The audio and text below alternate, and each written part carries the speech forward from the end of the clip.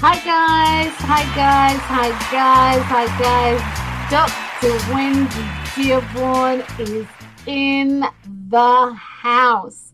And I know I haven't said this to you for this year, but Happy New Year. And if you can believe it, we're already 26 days into January. January 2022 is almost over. I mean, it's almost done. January is done. But that being said, welcome, welcome, welcome to the show. You are here with me on the podcast, You and the Laws of Attraction. My name's Dr. Wendy Dearborne, and I will be your host for the next 60 minutes. Maybe more, maybe less, but nevertheless, I'm going to be your host. You and the Laws of Attraction is all about you and your choices in life.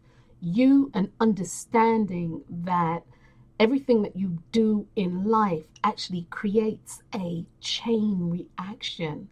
Everything that you do in life, all the choices that you make, some of the thoughts that you have, that all of this invokes the universal laws of attraction that support you in manifesting what you say you want, and sometimes manifest what you say that you don't want.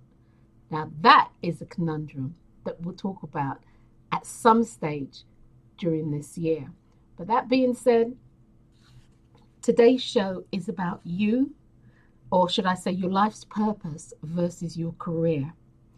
Now, many of the things that you hear me say on this particular or in this particular podcast is nothing new. You've heard it before. And one of the things that is very, very important to me is just to reiterate and to keep reiterating some of the fundamental things that are needed so that you can manifest what it is that you say that you want in life.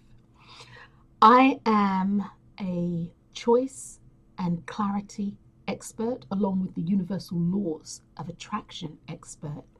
And note I said universal laws and not the law of attraction. I am a universal laws of attraction expert. I help you to find clarity around what it is that you say that you want. Actually, I help you to establish what it is that you want. And I come from the premise that everybody knows themselves well. Everybody, look, you know yourself better than I could ever know you. There are aspects and facets of you that I see and I understand and that I know. But that is the tip of the iceberg in regard to who you actually are. Only you know that. And I help you to tap into that so that you can use that inner knowledge to once again create the life that you say that you want to live. Our lives are based on the lives that we live, at any rate, are based on the choices that we make from the cradle to the grave. So to create the life that you want to live, make sure that you are making choices that are right for you, choices that are authentic to you, choices that reflect the things that you say that you want. So welcome once again. As they say where I'm from, away I say. And that is welcome to this show, You and the Laws of Attraction. And again, this is my first podcast, I think, for 2022. And I told myself that I am definitely going to be a lot better at podcasting. The last couple of years have been actually really sketchy in regard to podcasting, and so I'm stepping back into that role where I'm more committed to my process, more committed to this process at any rate. So one of the things that I would like to say to you is this: every time you hear this, I love this bell. Listen. Okay, all right. Stop, Wendy. Stop. Every time you hear the bell, I'm getting ready to say something that I think is pertinent, or I'm getting ready to change subjects, and or I just want to draw your attention to whatever it is that I'm going to say, and or whatever it is that I'm going to do. So that being said, I just wanted to say this real quick. New Year's resolutions. Let me just say this real briefly. I'd written a blog several years ago about New Year's resolutions. And for those of you who follow me and those of you who actually know me, you know I'm not too huge into statistics and all of that jazz, based on the fact that you can make a statistic show whatever you want it to show. Okay? But that being said, most people, or many people who make New Year's resolutions, actually, by the 2nd of January, 50% of all people in the world who've made New Year's resolutions, they've fallen off the wagon. Bam, gone. Right? Actually, the actual stat is higher than that, but I'm just going to say for today, 50%. Then by the end of January, another 25% to another 30% have fallen off the wagon, which leaves at 80%. And then out of that, by the end of February, that's diminished by 2/3 or what have you, until you get to the point where about March, there's only 2% left. And then out of that 2%, only 1% or 0.5% actually see their desired resolution through to fruition. Many of the reasons why people do not succeed with their New Year's resolutions is, by and large, they're not thought out well. The actual thing that they're wanting, and whether it's to give up some vice, drinking, smoking, whatever it is, and or to lose weight, or to study harder, or to podcast frequently, that sort of thing, it's not thought out well. And what I mean by this is, you need to know, and this is the crux of this show actually, you need to know what it is that you are wanting. It cannot be abstract. So we're going to take the weight loss, because that's a huge one come New Year's. People are, I'm going to lose weight. The thing is, you need to know what it looks like for you to lose weight. And by that, I mean, what do you want to do in order to lose weight? For you, is it a thing of going to the gym? And if it's going to the gym, what does that look like? You do shift work. So what does it look like to commit to a process of going to the gym? How many times a week do you want to go? How many times a week do you need to go to lose the weight that you say that you want to lose? Do you need a trainer? Do you need that kind of accountability? What is it that you need in order for you to do what you need to do to get to the gym? You follow me? You see, because if you don't have answers for all of that, if you don't have solutions for all of that, what happens is, come the 2nd of January, you're like, oh gosh, I've got to be at work. I've got to be back at work. And not only that, I've got a split shift.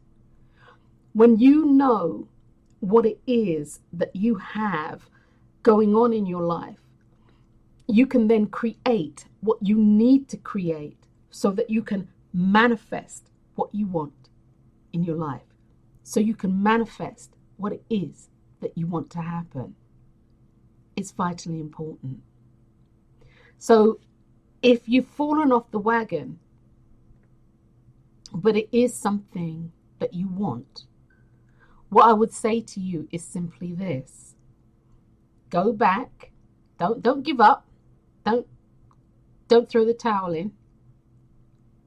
Go back and start asking yourself a set of intrinsic questions. What does it look like for me to give up smoking? Does it mean that, other people who smoke in the house are going to have to go outside? Does it mean that I'm going to need to get a patch? What does it mean for you? What does it look like for you to do this? And of course, not smoke, but okay. But what else goes into that? Does it mean instead of going into the corner shop or actually going into the gas station where you usually purchase your cigarettes or what have you, does it mean that you use your debit card to pump your petrol, to pump your gas? Or does it mean that you won't go into the corner shop anymore? You have your newspapers delivered. What is it that you can do to support yourself? So I just wanted to say that to you, because there's no point in starting the year out feeling discouraged. And we're already 26 days in. And if you fell off the wagon 24 days ago, and you're feeling discouraged about it, that's not a tone to set for the rest of 2022. That's not a tone to set, and you can ultimately change that. So guys, once again, welcome to the show. I'm Dr. Wendy Dearborne, and we are talking about, believe it or not, your life's purpose versus your career. Everybody, and I literally mean everybody, is here on purpose to fulfill a purpose and to live a purposeful life. And what does that mean? That you incarnated or were born into this life, this moment, this time, because there is something that you can do and only you can do, and that you are here to fulfill. There's a niche here that is just for you. It has your name on it, and nobody else can fill it. And I know I've said this to people, and they're like, oh yeah, right. You know, say they want to decorate cakes. They're like, okay, look at Cake Boss and blah, blah, blah, blah, blah. No, that's his niche. That's his niche. You are here to fulfill yours. There's also another saying that goes, I am not my brother's keeper. And I like that saying. And I believe that. I'm not my brother's keeper. I'm not my brother's keeper.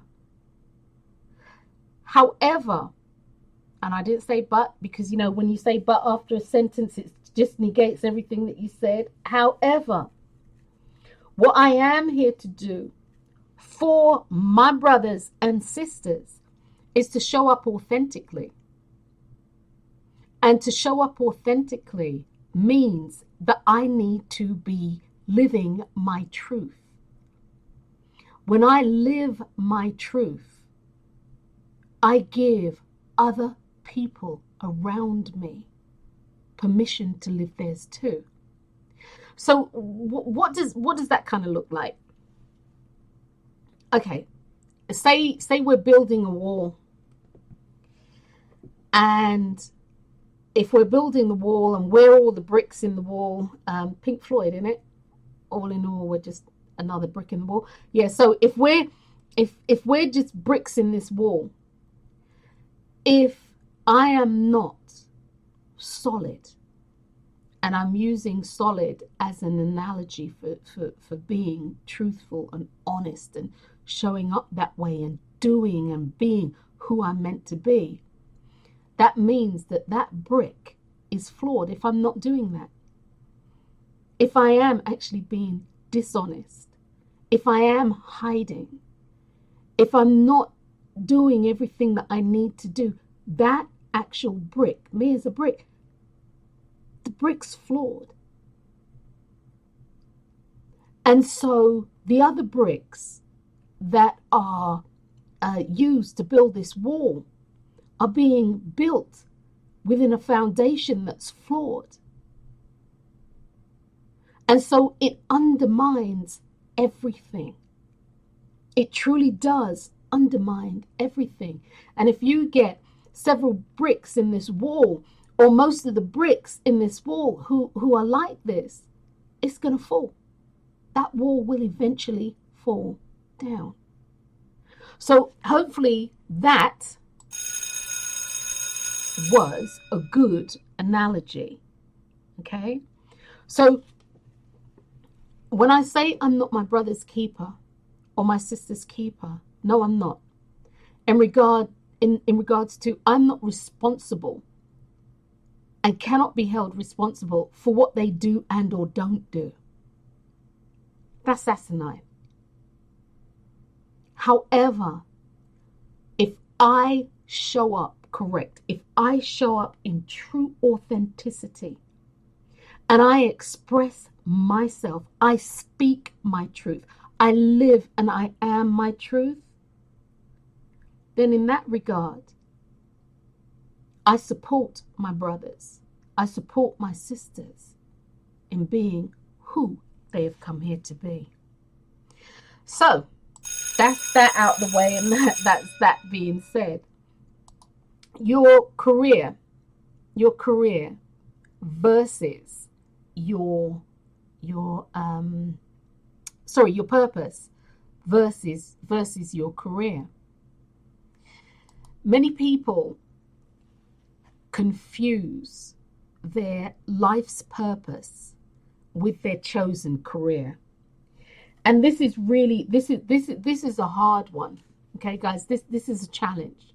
But many people really do confuse living a purposeful life, living the life that they were here to live, with a career that they've chosen. Your life's purpose can definitely be a career, but a chosen career cannot be your life's purpose. It can be your life's work, it can be your life's job, but it will never ever be your life's purpose. And once again, guys, be very, very clear on what I'm saying here. Your life's purpose is what you were born to do, what you have incarnated into this life to do.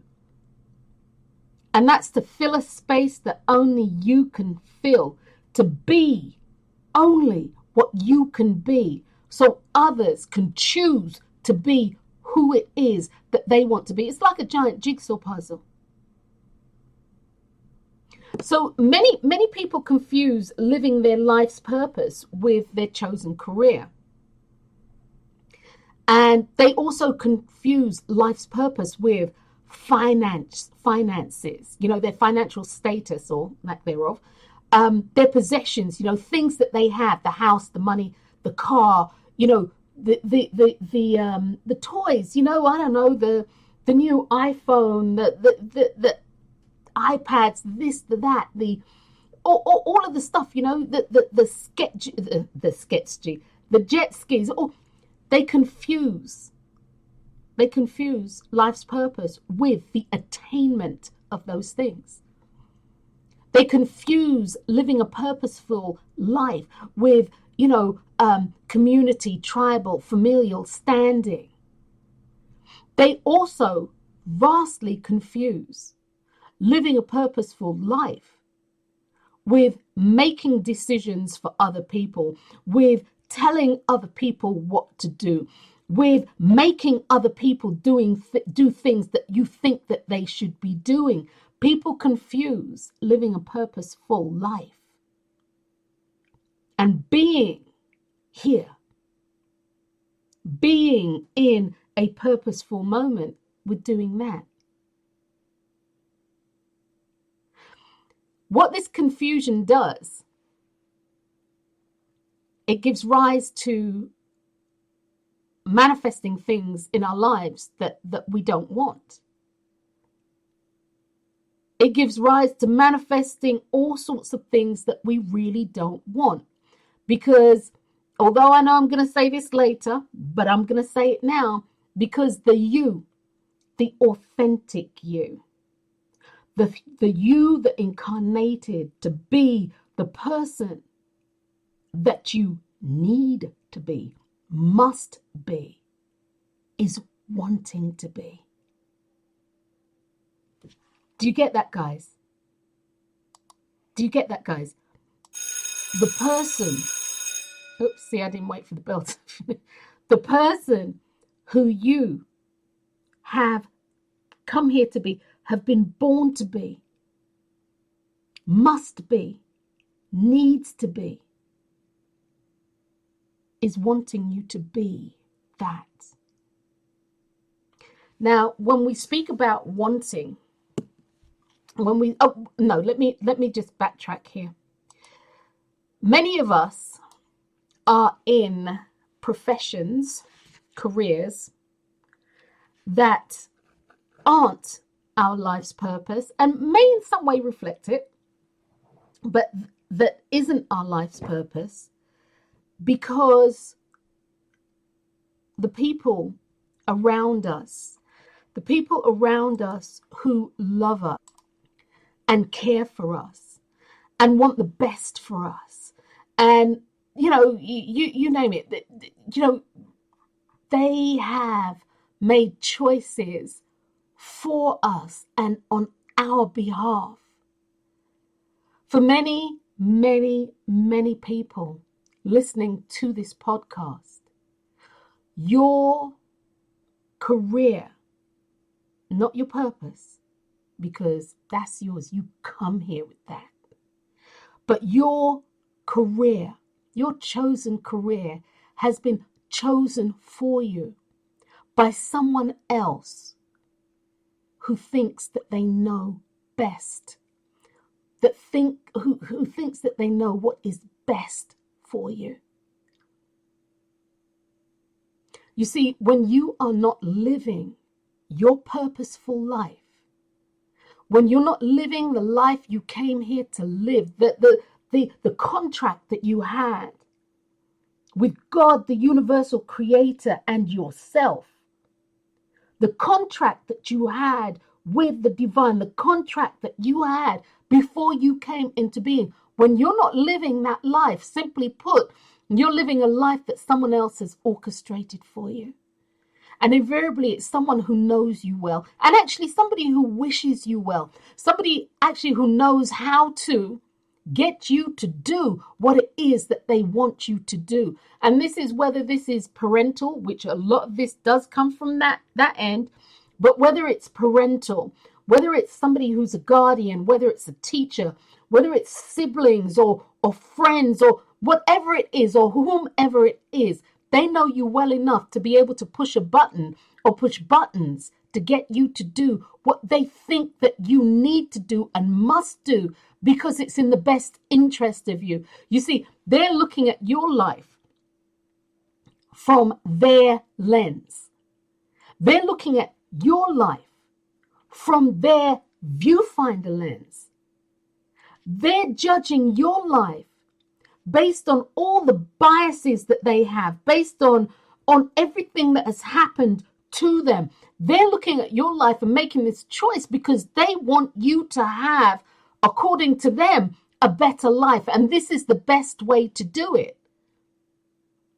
How many people have become nurses, doctors, lawyers, chefs, whatever it is, whatever the profession out there is, how many people have become that based on the fact that somebody whom they trust, somebody who they trust, more so than they trust themselves, but somebody who they trust has said, this is what you must do. This is what you must do. And in all honesty, I can't sit here and say that, the life chosen for you by someone else hasn't been a good life. Because more often than not, whatever they've chosen for you fits certain aspects of your personality. It fits certain traits that you portray. And in truth and honesty, the life chosen for you, it might be a happy life. It might be filled with riches and all the tangible things that you could ever want. The house, the car, the adult toys, if you will, as in the jet skis and the the electronics and all the things that people like to buy. It might be filled with all of that, all the tangible things that you could ever want. Health, wealth, love, fame, certain amount of self-expression. As I said in my blog, you could be a gazillionaire or a zillionaire or a gazillionaire, or be the first one to graduate in the family from college. You can have all this and more. The kids, the dog, half a cat. You could have all this and more. Friends, luxuries. And yet, there's something fundamentally missing. There's something fundamentally missing because you are in a career and you're not living your purpose. Once again, your purpose can become your career, but a chosen career can never become your purpose. That's something that's missing. It's something that, for all intent and purposes, appears to be elusive. It's that element, as I put in this blog, that flirts with you and only you in the recesses of your mind. It's something that you really don't talk about unless perhaps, you've had one too many glasses of wine, or it's late at night when insomnia won't let you sleep, or you've had a bad day and that missing element keeps whispering to you in the back of your mind. You can hear it. You can hear it. But at your core that if you start to explore this, you're going to have to make a choice. So what do? You allow your logical, analytical, and reasoning minds to start this chatter. And tell you, well, the job ain't so bad. Come on, Wens. You just had a bad day. Tomorrow will be better. You need to do this, this, and this. You said you were going to do that, that, and that. So just stop. And so those minds, the reasoning, analytical, and logical minds, they kick in and they start telling you all sorts of stuff. And then they start talking about, if you choose to do something different, you might actually lose this way of life. And of course, fear sets in. That internal dialogue, it is a real for you. I mean, it's serious. It's serious. So your chosen career, it's got benefits. It really does. It has benefits. And truly, it might have brought you much happiness, but it's not what you were here to do. It's not what you were here to do. Not even remotely.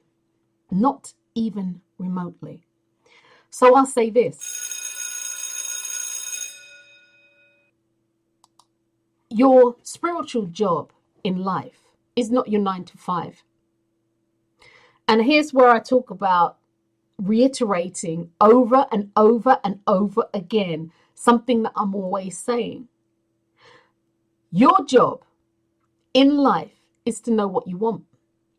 Plain and simple as that. You need to know what you want. You need to know who you want to be. And in knowing what you want, what you truly want, you'll be able to ascertain what your life's purpose is. And it's as simple as that. People say to me, I'll ask people, what is your purpose for being? And that's a question that stumps most people. I mean, that's something that really stumps them. What do you mean? What do you mean? What's your purpose? Why are you here? Why are you alive? Why are you alive? Why are you breathing oxygen? Why are you here? Oh, I really don't know. Yes, you do. You can lie to a lot of other people, but you can't lie to me. Yes, you do. You know why you are here. Then people will say to me, well, it's really vague. It's not in focus. Yeah, it's in focus. It's in focus in your mind. Where it's not in focus is you don't want those words to pass your lips. But it's there. It's in there. And I know this because you're here. I know this because you have incarnated. I know this because you were born into this life. I know this because you have a contract with the universal creator known to me as God. This contractual agreement.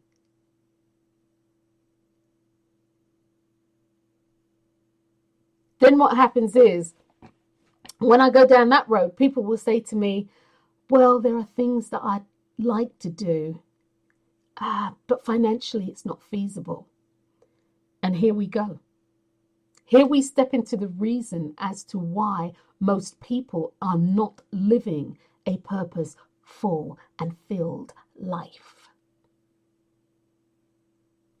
Here we step into the reason why people aren't who they want to be in this life.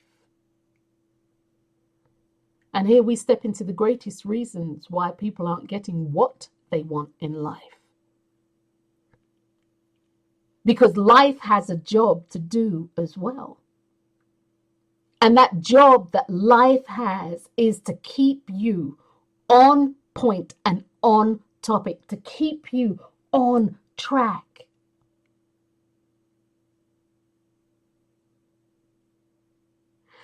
As I said before, many people confuse what they want to be in life. Many people confuse what their purpose is in this life with their chosen career. They really do. They confuse, but because they allow their lives to be orchestrated for them by someone else other than self, they've gone down a pathway that they don't need to be on.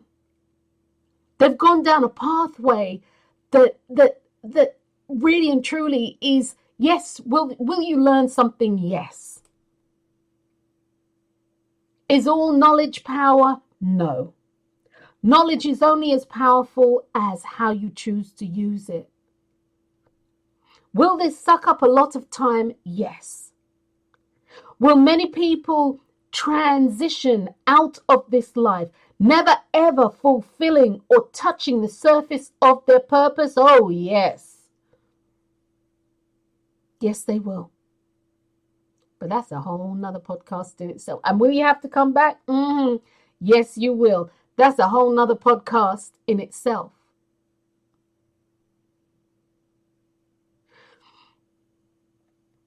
Look, people,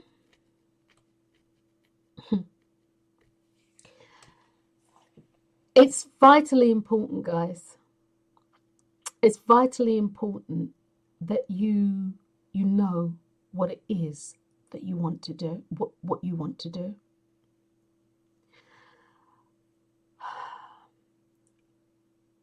Whatever it is that you truly want to do, you should do it.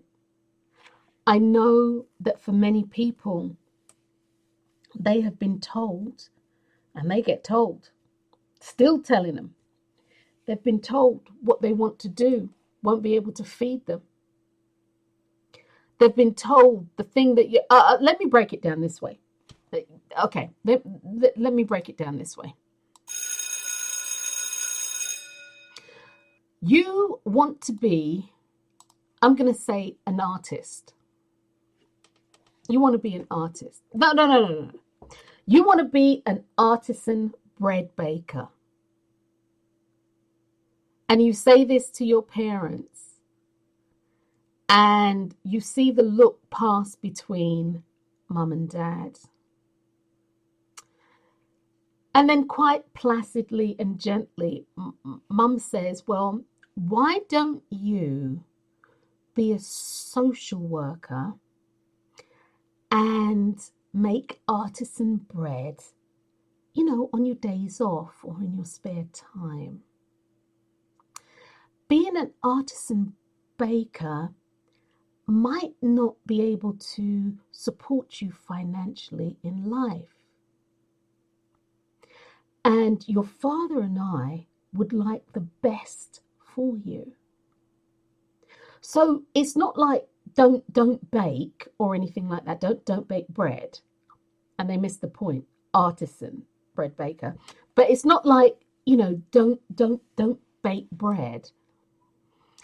What we're saying is get an education and then bake bread on the side. Well, for all of you who, and this has come up in several podcasts that I've done in the past, education is a major, it's huge. Education is huge. You need to be educated. You need to be able to read, write. You need to be able to do arithmetic. You need to be able to comprehend. You need to be able to understand. You need to be able to take care of yourself on that front. However, education in itself has trapped people into careers that they don't want. Golden handcuffs is the phrase that many people use. Golden handcuffs, because they start this lifestyle with financial this and having that and all the toys that we buy and the living beyond our means and everything that many people do. Not all of you, but many people do.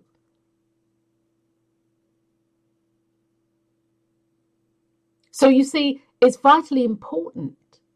It's vitally important that you do understand the ramifications of not doing what you want to do.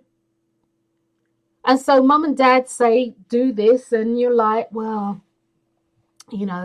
they're older than me, and right now,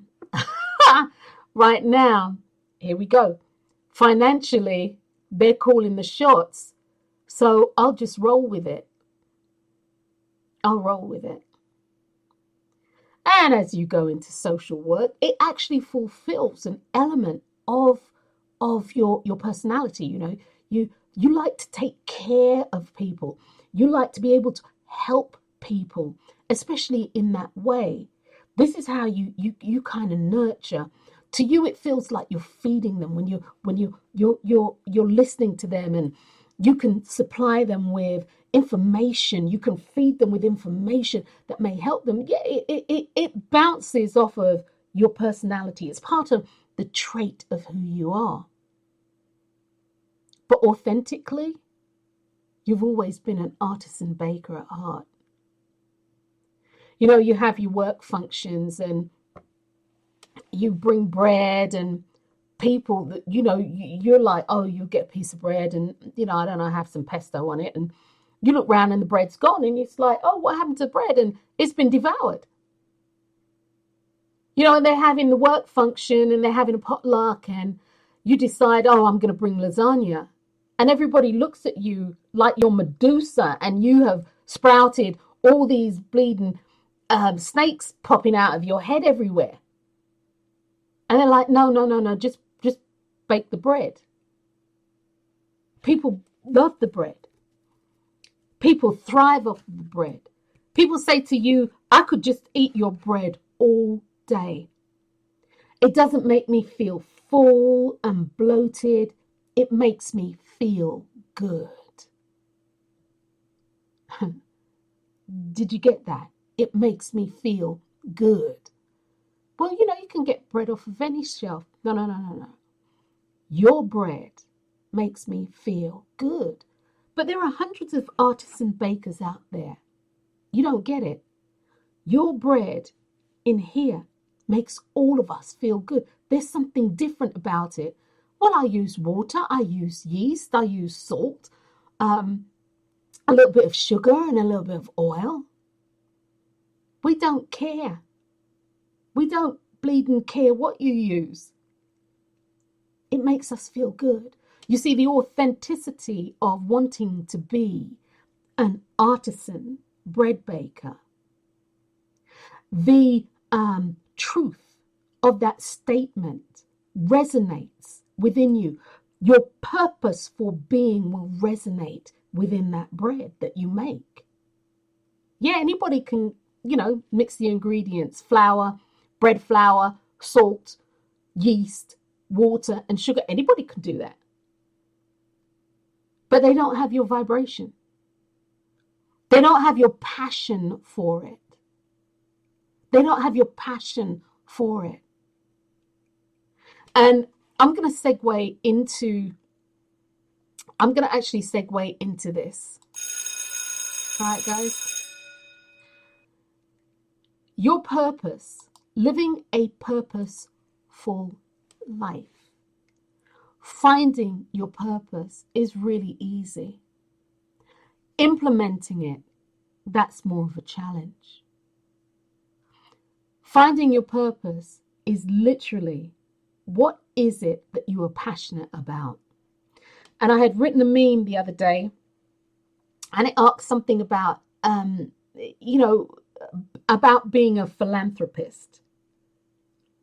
So if you had all the money in the world, all your business, all your financial needs were taken care of from now until you could incarnate 10 times and it'd never be an issue. All the family was taken care of. Everything was okay. All right. Life was good. What would you do with your life if you didn't have to be eking out a living? What would you do with your life? What would you do with your life to be of service, not in service, but of service to others? And this others includes pets and people. It's synonymous. Or so I'll phrase it this way. What would you do with your life to help other living things? That includes the planet. That includes the sea. That includes anything that flies in the air. That includes insects, whether butterflies, what have you, bees. What is it that you would do in this life to be of service, to make change, to support, to do whatever it is that you are here to do? What is the one thing that you would do? And if it's baked bread, then that's the career that you need to have chosen. That's the career that you need to have chosen. If it's to make shoes, that's the career that you should have chosen. Anybody who tells you or told you, oh no, it's all made in factories now, you will not be able to feed yourself. They don't know. Ask them, how do they know? How do you know this? How do you know I won't be able to support myself by making shoes? How do you know I won't be able to support myself by making artisan bread?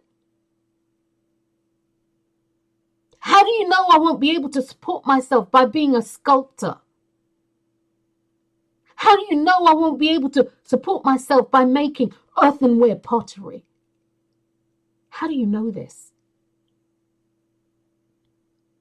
And the answer is people don't. They don't know.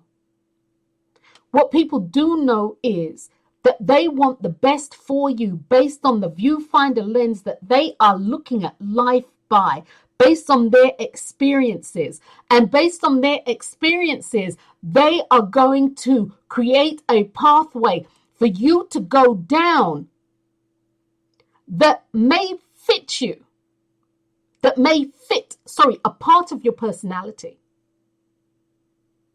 But it isn't what is truly, or what has truly been designed for you. There is a space and a place that is ergonomically correct for you. They say you can't fit a round peg in a square hole. But you take a mallet and bash that in, it'll fit in. It will fit in. Look, the other thing that I wanted to say to you is this, and if I haven't said it already, I'm going to backtrack. If I haven't said it already, many people who make choices for you in regard to your career are doing so from a place of love. Let me just say this. They come from a place of love. Many people who have gone into educational fields, beyond being able to read, write, and the things that are necessary to move through life, they have done so on the advice, etc., with people giving them this advice, and it's coming from a good place. Many of the people who have changed this world, many of the people who have done and have lived their purpose, are people, believe it or not, who, yes, they've been to school, but they've only done a certain grade level of education. Because again, while I'm here before you, Dr. Drwendydearborne, so while I am all about education, I understand where sometimes it can be an impediment if it's taken to the nth degree. I have seen many people and have met far too many people who are in career fields that they happen to be good at maths, so they do accounting. They happen to be good with medicine, or they happen to be good with science or physics, and so they go into that field. But it's not who they want to be. There are people who would make the world's best, and hear me guys, the world's best tennis instructors. But you say that and it's like, tennis? I mean, coming from a West Indian family, you want to be a tennis pro? Well, I don't understand that. How will you feed yourself? I don't understand that. No. I tell you what, you go to school, you study hard, and you will be a social worker, and you can play tennis and teach people to play tennis in your spare time.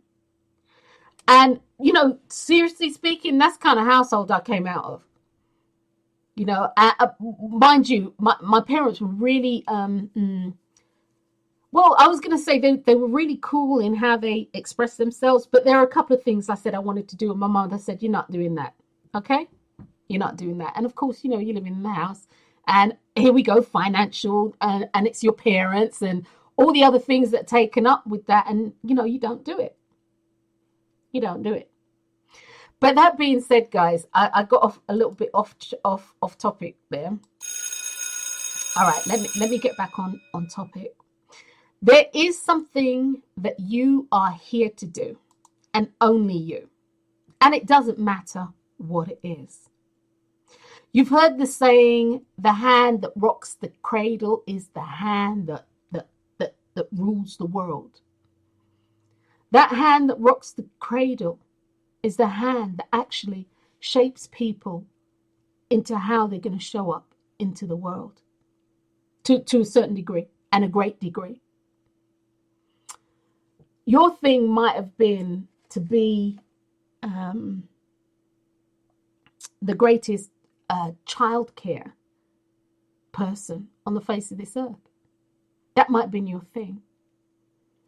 The hand that rocks the cradle is the hand that shapes and rules the world. Once again, it's a true thing. Whatever it is that you contractually agreed to do when you came here, it doesn't have to be where you are in the spotlight or in the limelight. It doesn't have to be like that. You know, to be a renowned and excellent paid musician, or to earn serious money as a songwriter, doesn't mean that your name needs to be in lights. That's maybe not what you came here for. Your name doesn't need to be in lights. Your name doesn't need to be, on the headline of any tabloids. Your name doesn't need to be in Fortune 500 or People magazine or whatever it is. It's not about that. That space has already been filled. You cannot fill a space that is already filled. This is why you will see people, or you will see people in the entertainment industry, and they are who they are. They have made it to the pinnacle. They have made it to the pinnacle, and then you have all these other people coming behind them, and they're trying to emulate them, and they don't even understand. You cannot do that because that space is already taken. And no matter how hard you try, look, there will only ever be one Michael Jackson. There will only ever be one Prince. There'll only ever be one, the late, or she just recently passed, bless her, Betty White. There'll only ever be one Nelson Mandela. There'll only ever be you fill in the blank, because there'll only ever be one you. So what is it that you are here to do? And once again, that's not hard to find out. As a philanthropist, what is it that you would do that would make your heart sing? What is it that you would do that would make your heart sing? What would you do to help the planet? What would you do to help every living thing on the planet? Trees, it doesn't matter, people. What is it that you would do and do every day? You'd get up every day and it wouldn't be daunting. You'd get up every day knowing that this day you're making change, whether big or small. That when you get up this day, it's bringing you joy just because you are able to do what you want to do. You're doing, you are living it, you're breathing it, you're sleeping it. What is it as a philanthropist that you would do? Take care of the elderly? And I'm not look, let me just be clear, because something just flitted in my head. I'm not talking about looking at an angle to make money. I'm talking about you do this and you won't take money for it, or you won't make money from it. What is it that you'll do? And there is your purpose. Now, to actually negate and backtrack on what I just said just a moment ago. If you live your life's purpose and you are living a purpose-filled life, you're going to make money. Whether you want it or not, it's an energetic exchange for purpose. It is an energetic exchange for purpose.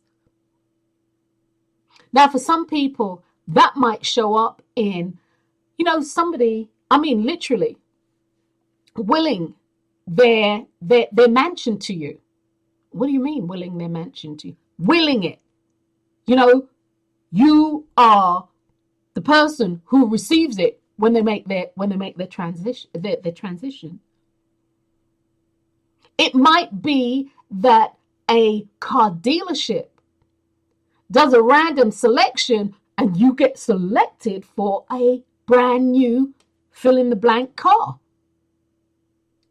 You see, guys, what your job is to fulfill your purpose. Your job is to know what you want. And when you know what you want, it sets you either on the road to fulfilling your purpose, or it sets you into fulfilling your purpose. And the rewards are great. The rewards are great. You need to know what it is that you want so the universal creator can give it to you.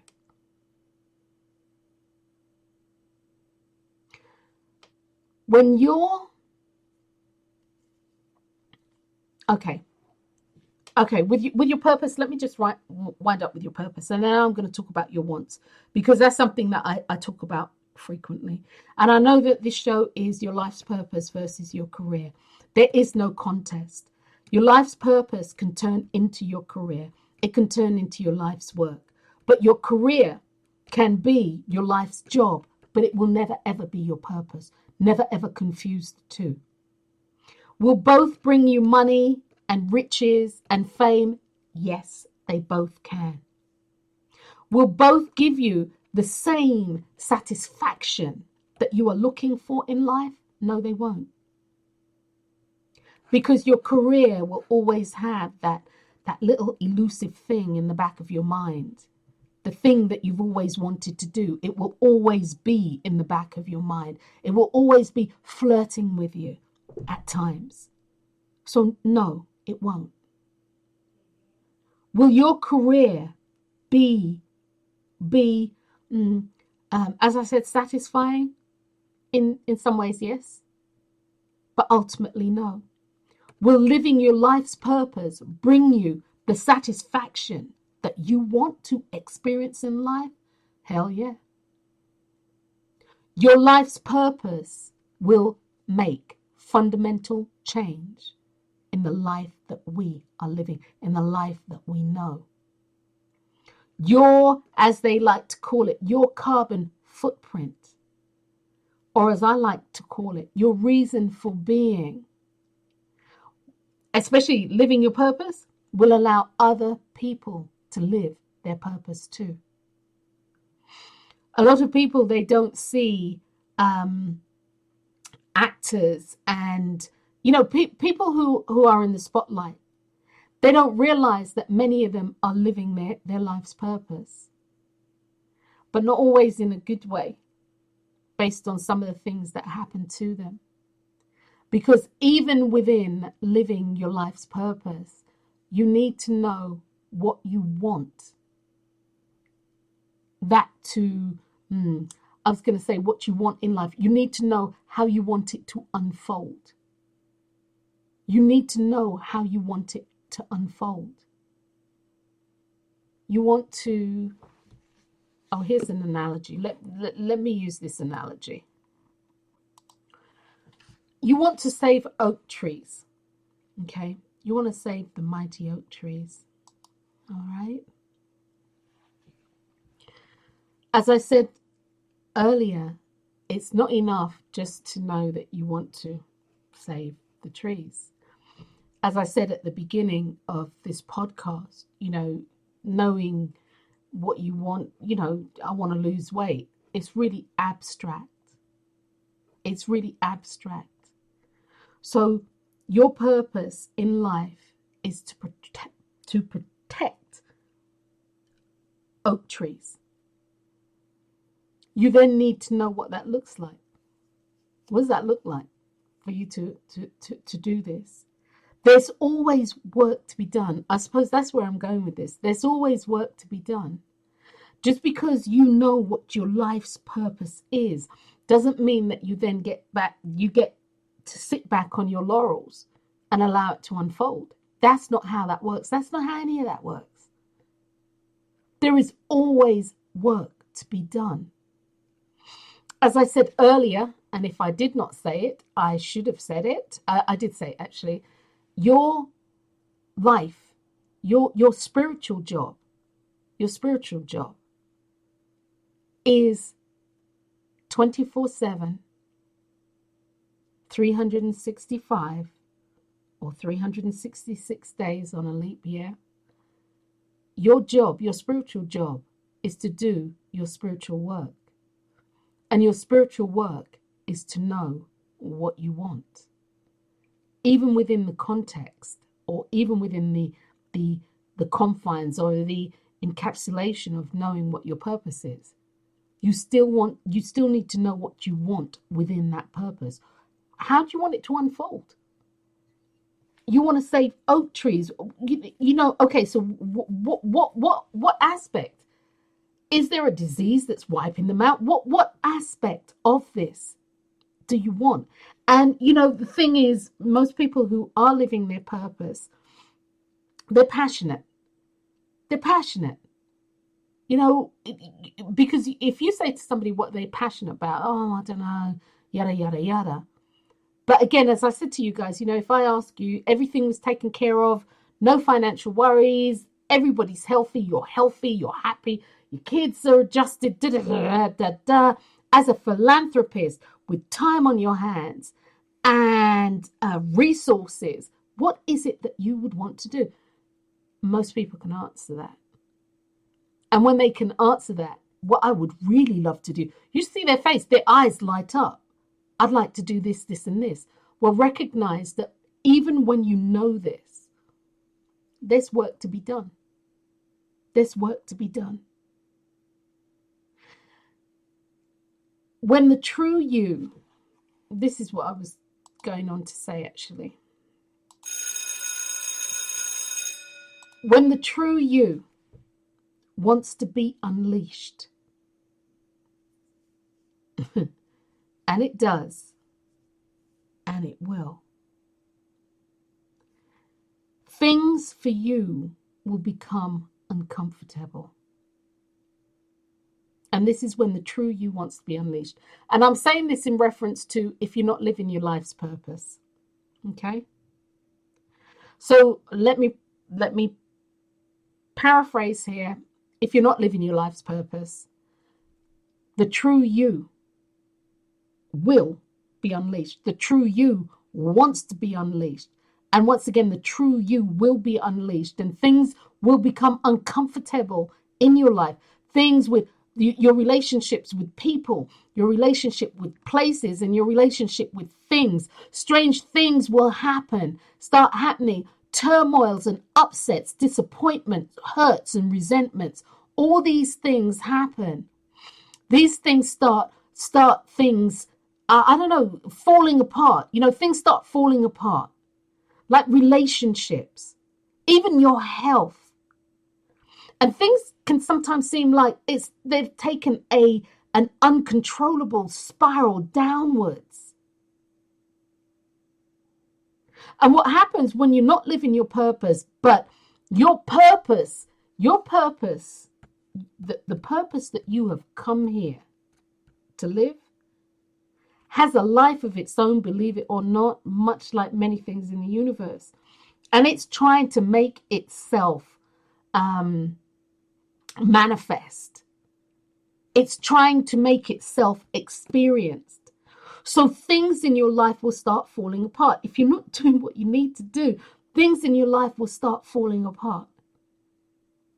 And it feels like no matter what choice you make, the end result is always bad. And it feels like you are always self-sabotaging. But the name of the game is you're not self-sabotaging. The name of the game is that you are always trying to course correct so that you can step into your truth, so that you can live the purposeful and filled life that you were meant to live. It's also about you honoring the contract that you established when you came into being, or when you came into this life. You were born into this life. Within you, there is always the subconscious and the conscious awareness of what it is that your purpose, full or filled life is all about. Mine happens to be choice. Mine happens to be the sharing and the bringing of the knowledge of choice, which is why I'm always talking about your choices, which is why I'm always talking about what are you wanting. You see, when you know what you want, it's a choice. You make a choice. This is my purpose. But as I said a moment ago, it's about the spiritual work that goes along with that. Knowing what it is and not working at it, not working with it, it does nothing. It's like having knowledge, but knowledge is only as powerful as what you choose to use it for. Knowledge without works, it's dead. It's nothing. It's just knowledge. So for you guys, what makes your heart sing? If you, as a philanthropist, what would you do? And I'm not talking about throwing money at it. So many people, they say, oh, you know, I donate this here and donate that there. I'm not talking about that. I'm not even remotely talking about that. I'm talking about you giving of your time. And for those of you who know me well, you know that time is one of my most precious spiritual commodities. So with your time, what would you do? You see, your purpose and your purpose-filled life is waiting on you. Your purpose and your purpose-filled life can actually be a career that brings you the monetary rewards, the money that you need. It can bring all of that to you and more. And the actual and more that it can bring to you is that you can make a definitive change in the lives of everybody on the face of this earth. The other thing that just popped into my head before I wrap this up, the people or the person that you are working for, the person who has started their business, the person who is, I'm going to use Apple telephone, right? Steve Jobs, he was living a purpose-filled life. Did he need to do some other stuff? As I said, living a purpose-filled life doesn't mean that you don't need to do the spiritual work that goes along with it. Okay? But that being said, he was living a purpose-filled life, a purpose-filled and a purposeful life. And as a result of that, he took the ability to communicate via this little slimline box. He took it to a whole nother level.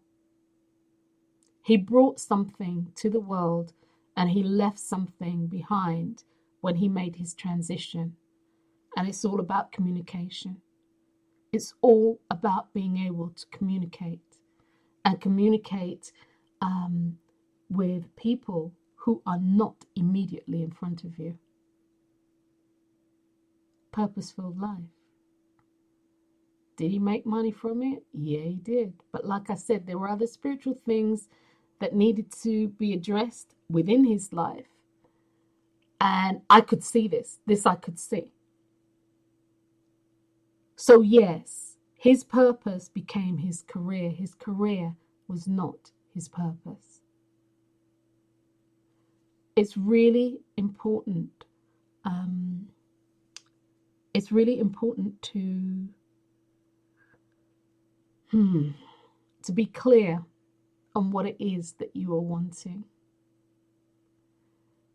Don't allow people to tell you what you must want.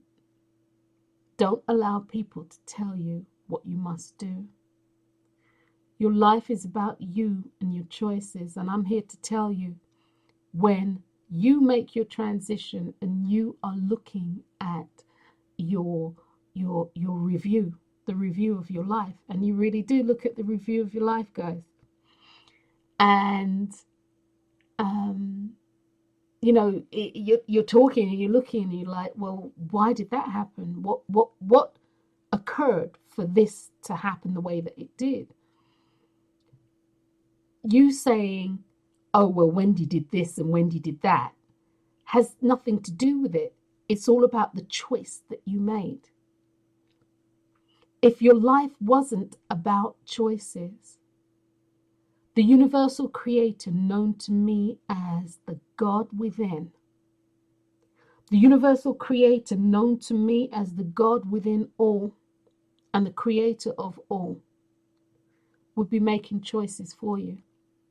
And none of the stuff that we feel that goes on in our lives individually and in the world collectively that we feel is bad, none of it would happen. But your life is about your choices and the experiences that you create as a result of them. You are here in this life on purpose, for a purpose. You are here to fill a space that nobody else can fill. That space is yours. You are here to do something that nobody else can do. And that alone to me is exciting. You are here to do something else that nobody else can do. You. And that to me is amazing. That to me is exciting. You are not your brother and or sister's keeper. However, you are here to show up authentically, to show up honestly, so that you can be a beacon of light to others, so that they know that they can do this too. If there is something that you want to do, that you truly want to do in this life, that you know will make a difference, because that is the whisper within your mind. You've known this from childhood. You've known this. Then I say, do it. Go for it. Go for it. Recognize that there's other things to do, spiritual things to do. You need clarity. You need understanding. You need to know how to use the universal laws. You need to know that there is a divine order for everything. And you also need to know that the universal creator, known to me as the God within, will always course correct you and put you or point you in the correct pathway. Doesn't mean you have to take it. Most of us don't take it. That's why we're always having these 2x4s. But that being said, this is your life. Live it, and live it to the fullest. As I say, none of us get out of this game called life alive. And when you know what the end game is, and that is death and transition, it makes living easy. Stop surviving and start living. Stop surviving and start living. Because whether you just survive or whether you live, the end game is still the same. So live your life's purpose. There are people who are waiting on you. I'm waiting on you. Live your life's purpose. So that being said, guys, I thank you for listening. I'm going to wrap it up. I hope that has been helpful to you. Now, if you want to further a discussion on this, guys, you can definitely find me on Facebook, Drwendydearborne. Like I forgot my name, huh? You can definitely find me on Facebook. You can email me at drwendy@itsmylifemychoice.com. You can find me YouTube. I'm all over the place. So if you want to further this discussion, please reach out. drwendy@itsmylifemychoice.com, and we can talk. So outside of that, guys, once again, Happy New Year. I'm Dr. Wendy Dearborne. You have been listening to an episode of You and the Laws of Attraction. We've been talking about your life's purpose versus your career, and there ain't no contest there. So until next time, guys, peace.